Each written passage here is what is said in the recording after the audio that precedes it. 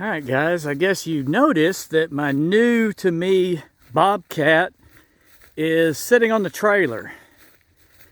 So me and this thing have been fighting all morning.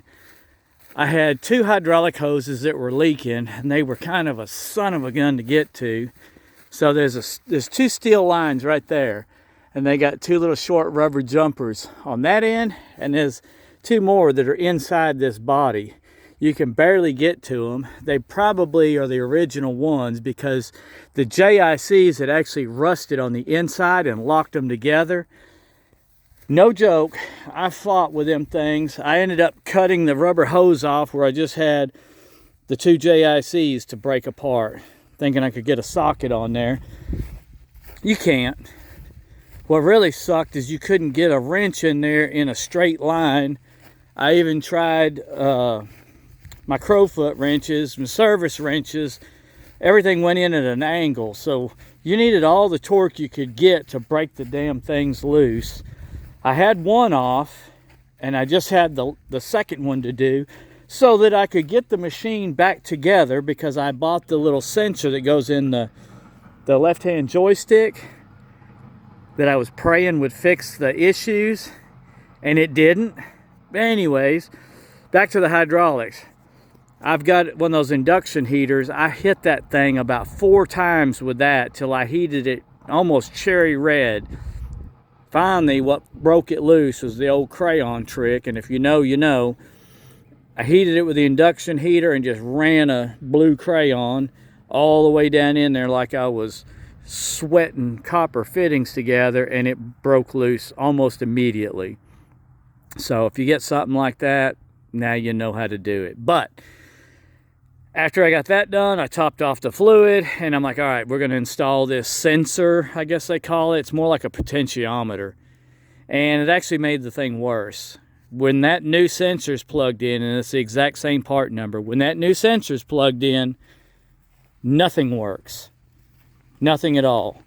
It immediately, as soon as you turn the key on, it's blinking a fault code, which was saying the sticks need calibration. Well, I don't know how you calibrate them when it's got an immediate fault code, because that just tells me it's not going to allow you to calibrate them.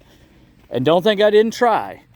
I tried over and over and over, and every combination of holding levers, turning this off, pushing that, doing this, doing that, nothing worked. I was on and off the phone with Bobcat 2 or 3 times today. Finally, what I'm going to do, and he said this would actually be more cost effective, because most of those modules they don't even make anymore. They're obsolete, and when you can get them, they're thousands of dollars. Some of them are. So what I'm going to do is get all the parts and convert it back to foot controls, which kind of sucks. It would have been nice to have the joystick controls, but even if they could fix that, I'd never trust it again, because if it took a crap again, who knows how long it would take to get it fixed. It could do it in the middle of a job. And yeah, I know it's an old-ass machine to be taken out on jobs, but that's part of it. When you can't afford machines that cost $80,000, $90,000, $100,000, I can't even afford one that costs $20,000 or $30,000. So this is what I'm stuck trying to make my living with, and it just aggravates the living crap out of me that I spend half my time working and the other half working just so that I can go to work. Case in point, this piece of shit Bobcat. So if you run across an 873, 753, any of them that have that AHC, the advanced hand controls, or do not get them. Stay away.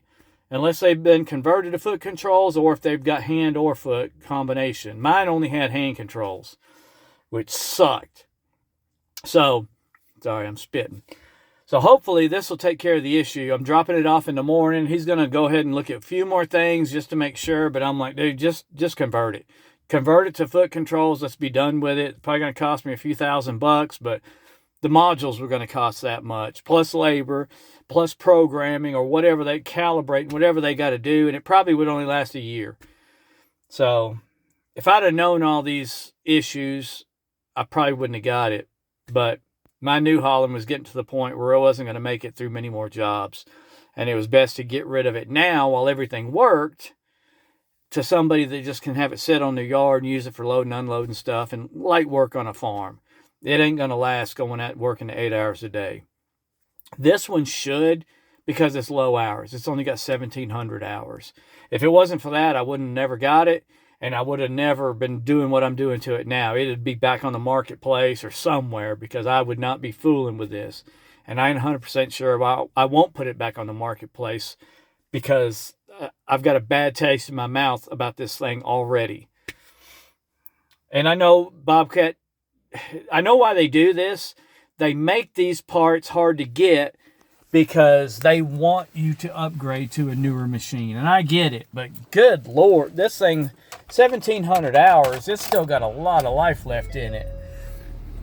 So I guess, according to them, they just have you haul it to scrap and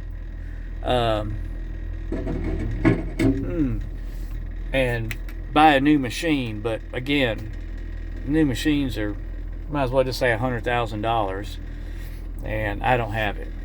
So anyways, rant over. Don't buy Bobcat old shit ever. See y'all on the next one. Later.